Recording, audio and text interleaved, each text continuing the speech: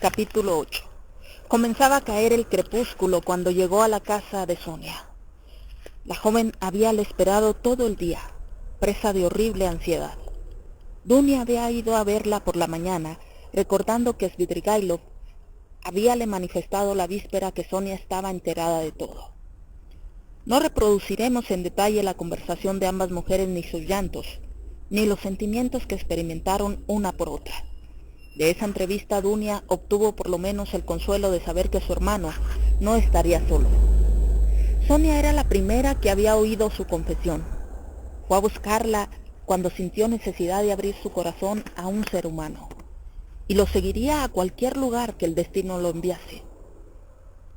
Dunia no formuló pregunta alguna, pero estaba segura de que así sería, y consideró a Sonia con una especie de veneración que en el primer momento confundió a la pobre joven y estuvo a punto de hacerla llorar. Tan indigna se consideraba de levantar los ojos hasta ella. La bella imagen de Dunia, cuando ésta la saludó con tanta consideración y respeto en su primera entrevista en el cuarto de Raskolnikov, quedó para siempre grabada en su alma como una de las visiones más hermosas y sublimes de su vida. Por último, Dunia, sin poder tolerar la angustiosa espera, había resuelto trasladarse al domicilio de su hermano, pensando que regresaría allí antes de ir a ninguna otra parte. Cuando se vio sola de nuevo, Sonia se vio asaltada otra vez por el terror, al pensar que en efecto Raskolnikov podía recurrir al suicidio para poner fin a su tormento. Eso era asimismo lo que temía Dunia, pero mientras estuvieron juntas, las jóvenes trataron de convencerse mutuamente con toda clase de argumentos de que tal cosa era imposible y se sintieron más tranquilas. Mas apenas se separaron una y otra, volvieron a pensar solo en eso. Sonia recordó que Svidrigailov habíale manifestado la víspera que solo quedaban dos caminos a Raskolnikov, ir a Siberia o... Conocía además el orgullo del joven, su carácter, su amor propio y su carencia de fe. ¿Será posible que solo su pusilanimidad y el temor a la muerte puedan decidirlo a seguir viviendo? Pensaba, mientras la desesperación se adueñaba de ella. El sol estaba ya en el ocaso. Sonia permanecía junto a la ventana, mirando con fijeza el muro ennegrecido de la casa vecina. Cuando ya no dudaba de la muerte del desdichado Raskolnikov, penetró en la habitación.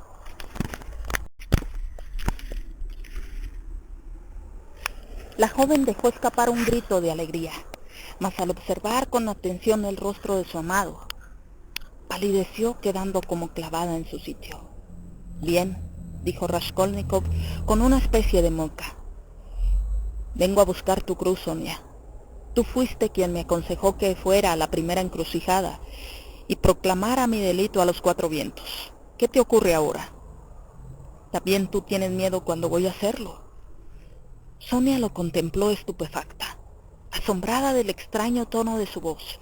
Un estremecimiento glacial recorrió su cuerpo, pero al cabo de un minuto adivinó que ese tono y esas palabras constituían una pura ficción.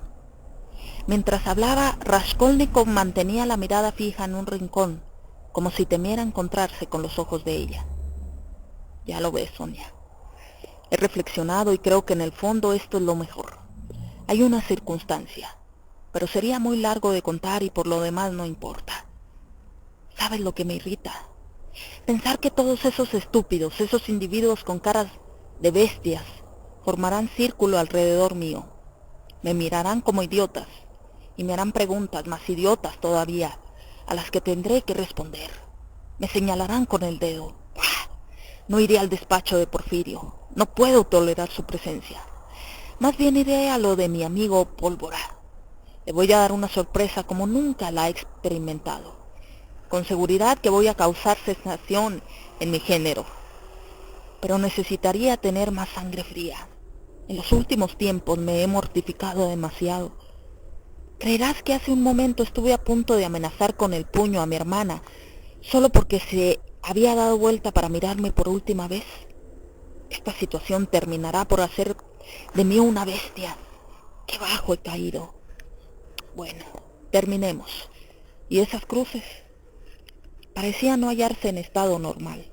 No podía quedarse quieto un segundo, ni concentrar su atención en nada. Sus pensamientos se sucedían en forma atropellada y sin hilación. Desvariaba y sus manos estaban sacudidas por leve temblor. Sonia, en silencio, extrajo 2 cruces de una caja, una de ciprés y la otra de cobre. Se persinó, y luego de hacer lo propio con Raskolnikov, le colgó del cuello la primera. En suma, esto quiere decir en forma simbólica que cargo con la cruz. Como si hubiese sufrido poco hasta hoy. La cruz de ciprés es la de la gente del pueblo. La de cobre la guardas para ti. Era la que llevaba Isabel. Déjamela ver. Allí encontré también 2 objetos piadosos parecidos a este. Una cruz de plata y una pequeña imagen que arrojé sobre el pecho de la vieja. Aquellos son los que debería colgarme ahora del cuello. Pero estoy diciendo tonterías y olvido lo principal. Vine para prevenirte, para que sepas. Bien, esto es todo. No vine más que para esto. Sin embargo, creía que tenía algo más que decir. Has sido tú quien me ha impulsado a dar este paso. Me encerrarán en una prisión y tu deseo quedará satisfecho. Vamos, ¿por qué lloras? Tú también. Basta, basta. Qué cansado estoy de todo. Nacía en él un nuevo sentimiento y su corazón se oprimía al mirarla. ¿Qué soy yo para ella? ¿Por qué llora? ¿Qué se propone hacer? Como si fuera mi hermana o mi madre. Quiere convertirse en mi niñera. Persínate y reza un poco por lo menos. Persínate y reza un poco por lo menos, suplicó Sonia con voz tímida y trémula. Oh, si ese es tu gusto, no tengo inconveniente. Haré como quieras, Sonia, y de buena voluntad. Hubiera querido decir algo más, pero no pudo. Se persinó repetidas veces. La joven se sacó el pañuelo y se lo colocó en la cabeza. Era un pañuelo verde, tal vez el de la familia, del que había hablado Marmeladov. Raskolnikov lo pensó todo, pero se abstuvo de preguntárselo. Comenzó a advertir que experimentaba singulares distracciones y que su perturbación era a todas luces anormal, lo que le produjo gran inquietud. De pronto notó con estupefacción que Sonia se preparaba a salir con él. ¿Qué haces? ¿A dónde vas? No, quédate, quédate. Iré solo, exclamó con rabia y despecho, dirigiéndose hacia la puerta. No necesito acompañantes para ir allí. La joven quedó en la habitación. Ni siquiera le dijo adiós. Solo una idea torturaba su mente. ¿Haré en realidad lo que debo hacer? ¿No habrá medio de volver atrás y de arreglarlo todo? No tendré otra alternativa que ir allá. A pesar de estas reflexiones proseguía su marcha, sintiendo en forma definitiva que ya no era tiempo de formularse preguntas. Cuando se encontró en la calle, recordó que no se había despedido de Sonia, que la había dejado en el medio de la habitación, con el pañuelo en la mano, sin atreverse a hacer el menor movimiento por miedo a que le gritara. En ese mismo instante le asaltó un pensamiento, como si hubiera esperado ese momento para manifestarse con toda claridad. Veamos, ¿por qué fui a su casa? Le dije que fui para prevenirla, para anunciarle que iba allá. ¿Qué necesidad tenía de hacerlo? ¿Ninguna? ¿Acaso la amo? No, de ninguna manera. ¿No la rechacé como si fuera un perro? ¿Tenía necesidad de su cruz entonces? ¿Cuán bajo he caído? No, fui con el propósito de contemplar sus lágrimas, su expresión de espanto, para ver cómo se retorcía y desgarraba su corazón. Fui impelido por la necesidad de asirme aún alguna cosa, de ganar tiempo, de mirar a un ser humano. Y he osado pensar que estaba llamando a grandes destinos y forjarme sueños ambiciosos, cuando no soy sino un mendigo, un miserable, un cobarde, un cobarde. Caminaba por el muelle del canal, y no debía ir más lejos, pero al llegar al puente se detuvo, y de pronto, obedeciendo a un extraño impulso, lo cruzó, dirigiéndose al mercado del Leno. Miraba con avidez a derecha e izquierda, esforzándose en examinar todos los objetos, mas no lograba concentrar su atención en nada. Dentro de un mes, quizá de 8 días, me transferirán a alguna parte en uno de esos coches celulares y volveré a pasar por este puente. ¿Con qué ojos contemplaré este canal? ¿Recordaré haberlo visto así? ¿Y este letrero, cómo lo leeré? En este momento veo escrito compañía. ¿Recordaré esa A? Si mis ojos se posan dentro de un mes en esa letra A, la veré como... ¿Ahora? ¿Cuáles serán entonces mis sensaciones y mis pensamientos? Dios mío, qué mezquinas son estas preocupaciones. Sin duda esto es curioso en su género. ¿En qué voy a pensar? Hago como las criaturas. Trato de fanfarronear a mis propios ojos. Vamos, ¿por qué tengo que avergonzarme de mí mismo? Uf, cómo lo atropellan a uno. Ha sido ese gordo, un alemán sin duda, el que acaba de empujarme. ¿Se imaginará siquiera que me ha dado un codazo? Esta vieja con un niño que me pide limosna. Es curioso. ¿Creerá que soy más feliz que ella? No dejaría de tener cierto humorismo darle una moneda. Vaya, todavía me quedan 5 cópex en el bolsillo. ¿De dónde habrán salido? Toma, toma. Que Dios te lo pague y te conceda mucha suerte, murmuró la mendiga con acento plañidero. Penetró en el mercado de Leno con una sensación en extremo desagradable al verse entre tanta gente, pero se dirigió hacia el lugar donde la multitud era más densa. Hubiera dado cualquier cosa por estar solo, mas adivinaba que no podía soportar la soledad ni un solo instante.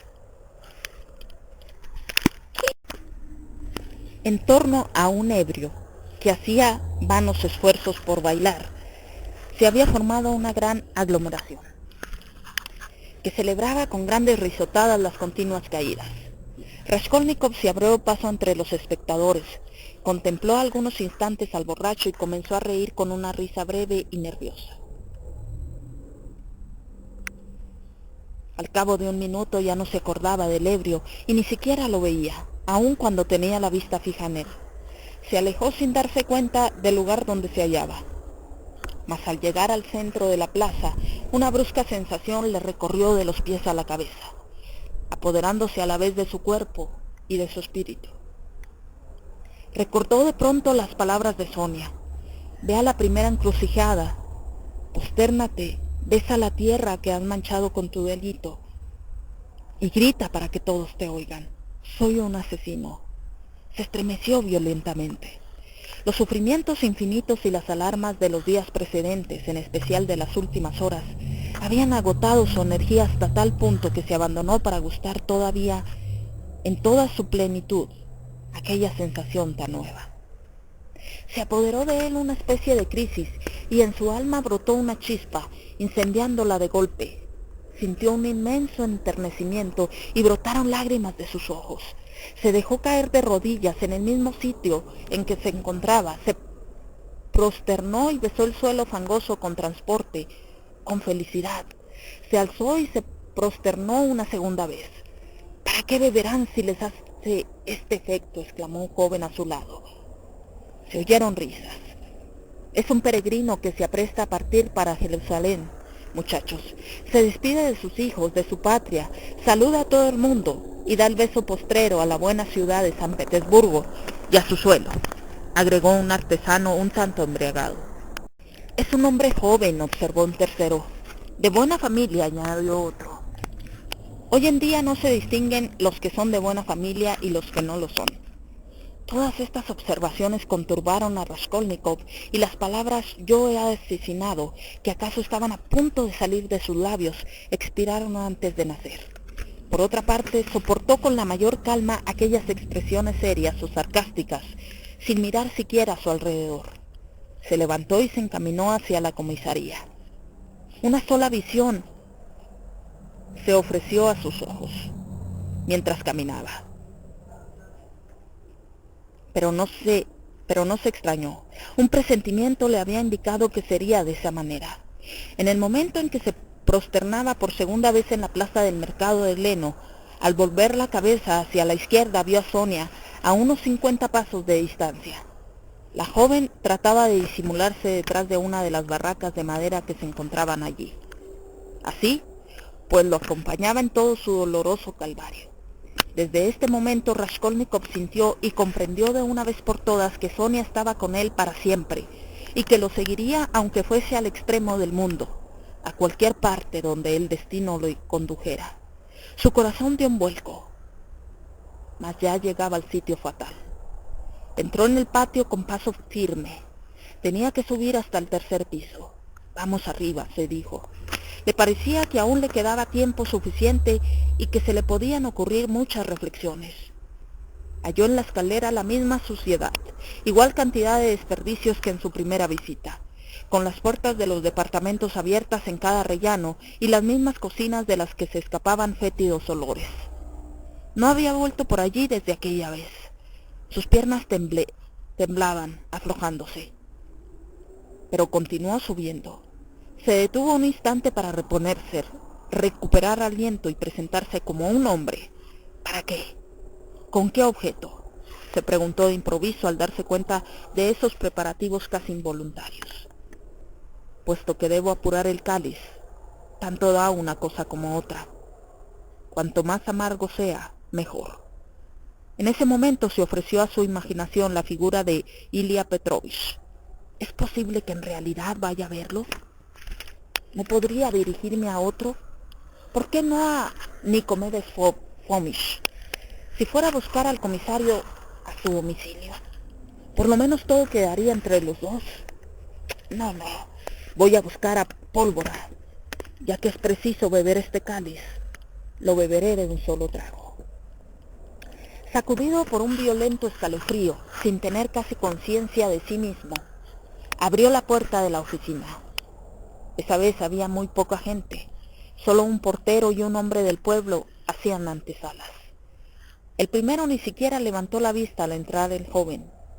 Pasó a la segunda habitación. Tal vez podría callar todavía, pensó. Un escribiente vestido de civil estaba ocupado en copiar un documento en un expediente, y otro empleado estaba sentado en un rincón, con aire distraído.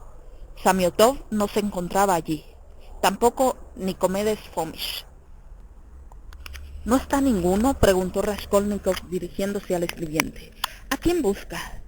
Vaya, sin oír y sin ver adiviné que era un ruso, como se dice en no sé qué cuento. Mis saludos, dijo de pronto una voz conocida. Raskolnikov se estremeció. Pólvora. Estaba frente a él. Acababa de salir de la tercera habitación. El destino lo quiere, pensó el joven. ¿Por qué está aquí? ¿Usted de nuestra oficina? ¿Qué dice de bueno?, exclamó Ilia Petrovich.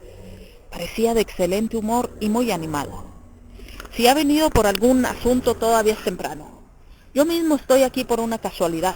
Por lo demás, ¿en qué le puedo...? Le confieso que... ¿Cómo es su nombre?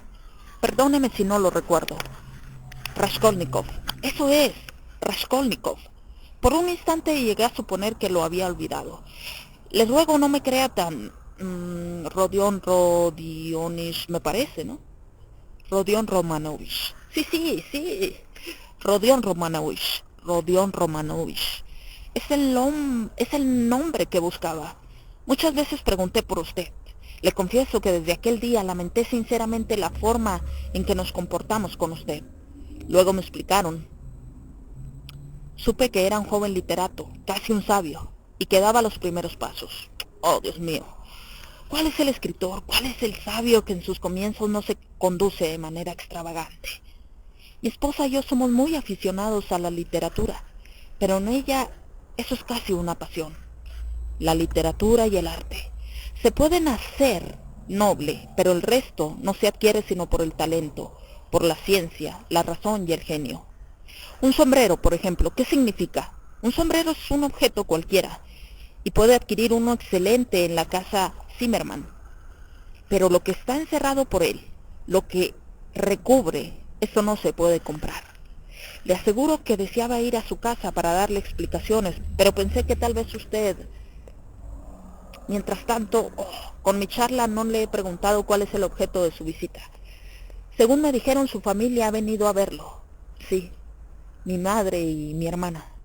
Tuve el honor y el placer de encontrarme con su señorita hermana, una joven tan instruida como encantadora. Lamento de verdad el altercado que tuvimos aquel día. Fue una malhada casualidad. Pero si concebí sospechas por su intempestivo desmayo, las razones del mismo se comprobaron en forma que no deja lugar a dudas. Comprendo su indignación. Tal vez piense usted mudarse, dada la llegada de su familia. No, venía nada más que a preguntar. Creía encontrar aquí a Samiotov. Ah, sí, han llegado a ser amigos, ¿no es cierto? Pues bien, ya no está con nosotros, se ha ido. Sí, hemos perdido a Alejandro Grigorievich. Desde ayer no pertenece a la policía. Presentó su renuncia y al partir tuvo un cambio de palabras gruesas con todos nosotros. Llevó su descortesía hasta el punto de afirmar que es un muchacho grande, le falta experiencia nada más. Nosotros abrigábamos ciertas esperanzas con respecto a él, pero vaya usted a fiar en nuestra brillante juventud. Según creo, se propone seguir estudiando para obtener un título con el fin de venir después a decirnos que ha triunfado en la vida y a echárnoslo en cara. Su caso no puede compararse con el de usted ni con el del señor Razumikin. Ustedes han emprendido una carrera científica y ningún fracaso ni contrariedad puede desviarlos de la ruta que se han trazado. Para ustedes, todo lo que forma la belleza de la vida nihil es. ¿No es así? Llevan la existencia de la zeta, o por lo menos del ermitaño. Un libro, una lapicera colocada en la oreja, unas cuantas investigaciones científicas y ya tienen todo cuanto necesitan para ser felices. Yo mismo hasta cierto punto... ¿Ha leído usted las memorias de Livingstone? No, yo sí. Hoy día, por otra parte, el número de nihilistas ha aumentado considerablemente y se comprende. ¿En qué tiempo vivimos?, le pregunto. Pero no será usted nihilista, me imagino. Responda con franqueza, sin tapujos. No, ¿no? No tenga reparos en contestarme. Haga de cuenta que habla consigo mismo. El servicio es una cosa y otra cosa es... ¿Se imaginó que iba a decir la amistad? No adivinó. No la amistad, sino el sentimiento del hombre y el ciudadano. El sentimiento de la humanidad y del amor hacia el Todopoderoso. Bien está que yo sea un personaje oficial, un funcionario, pero no por eso tengo que dejar de sentir siempre en mí al ciudadano, al hombre. Se ha referido usted a Samiotov. Pues bien, ese muchacho es capaz de provocar escándalos en sitios de mala fama cuando tiene en la cabeza unas copas de champaña o de vino del Don. En cuanto a mí, ardo de celo en el desempeño de mis obligaciones, por decirlo así, y además tengo una jerarquía, un grado, ocupo una situación. Soy casado y padre de familia, cumplo mis deberes de hombre y de ciudadano, mientras que él, ¿qué es? Permítame que le pregunte quién es él. Me dirijo a usted como a un hombre ennoblecido por la educación. Vea, las parteras se están multiplicando más allá de la medida. Raskolnikov lo miró con expresión de asombro. Las palabras de Ilya Petrovich, quien según toda evidencia acababa de levantarse de la mesa, resonaban en sus oídos como rumores carentes de sentido. No obstante, comprendía mal o bien una parte de ellas. Interrogaba con la mirada a su interlocutor, sin saber cómo iba a terminar todo aquello. Hablo de esas jovencitas dulces, de cabellos cortos, prosiguió el inagotable Ilya Petrovich, que cursan estudios en las universidades. Las llamo parteras, y creo que este nombre les está bien aplicado. Estudian anatomía, fisiología, y qué sé yo cuántas cosas más. Dígame usted, si caigo enfermo, ¿cree que por ventura voy a llamar a una de esas señoritas para que me cure? Soltó una estruendosa carcajada, encantado de su espiritualidad. Admitamos que se trate de una sed inmoderada de instrucción, pero una vez lograda la misma, basta. ¿A qué conducen los abusos? ¿Por qué razón una persona que se cree instruida tiene que insultar a los demás como lo hace ese inservible de Samiatov. Insultarme a mí, pero el mal ejemplo cunde. Lo mismo ocurre con los suicidios. No puede figurarse cómo se está propagando esa costumbre. La gente se gasta hasta el último copec y después al río o un tiro a la cabeza. Jovencitas, muchachos, ancianos. Esta mañana nos informaron que un individuo que llegó hace poco a esta ciudad, Neil Pavlich, ¿cómo se llama este caballero que se levantó la tapa de los sesos en el viejo Petersburgo? Svidrigailov, contestó con voz ronca y en tono indiferente alguien que se hallaba en la habitación contigua. Raskolnikov se estremeció. Svidrigailov. Svidrigailov se ha suicidado, exclamó. ¿Cómo? ¿Lo conocía usted? Sí, lo conocía. Hace poco que llegó aquí. En efecto, hemos averiguado que vino a San Petersburgo poco después de perder a su esposa. Era un hombre de costumbres licenciosas. Ha puesto fin a su existencia, descerrajándose un balazo en la cabeza. En una libreta que se halló sobre él, escribió unas palabras diciendo que moría en plena posesión de sus facultades mentales y que no se culpara a nadie de su trágica determinación. Según parece, era un hombre de fortuna. ¿Cómo lo conoció usted? Tuve oportunidad de tratarlo. Mi hermana había sido institutriz en su casa. Vaya, vaya. Entonces, ¿estará usted en condiciones de suministrarnos algunos informes? No sospechaba que abrigase el propósito de eliminarse. Ayer lo vi. Bebía champaña. No me imaginaba. Raskolnikov experimentó la sensación de que un peso enorme se abatía sobre él y lo aplastaba. Observo que se está poniendo muy pálido.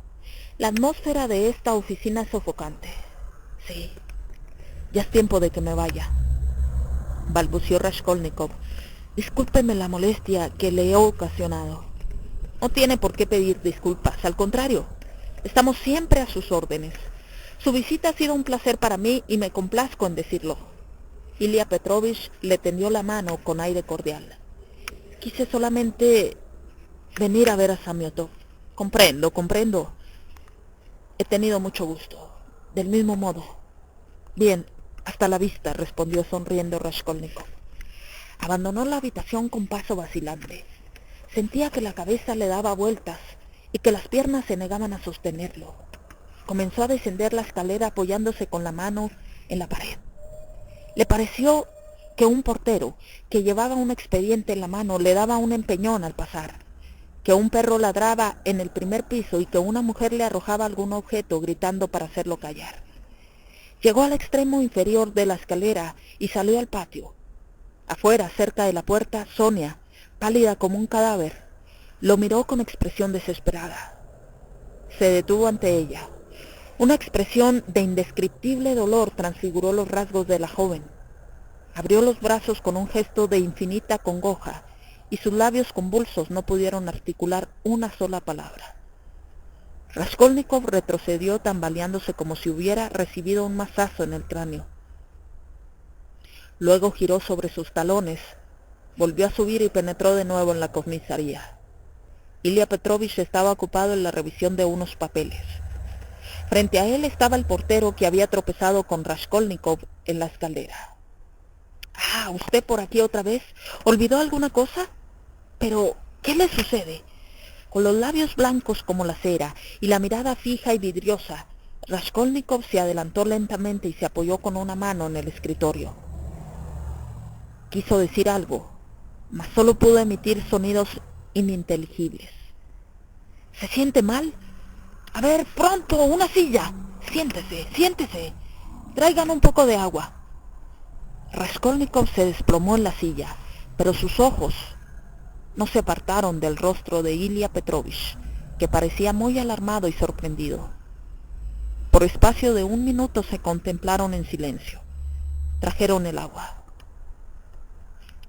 Yo fui, comenzó Raskolnikov. Beba unos sorbos. El joven rechazó con un ademán el vaso y en voz baja, pero clara y distinta pronunció haciendo varias pausas. Yo fui quien asesinó a hachazos a la vieja prestamista y a su hermana Isabel con el propósito de robarlas. Ilya Petrovich quedó con la boca abierta.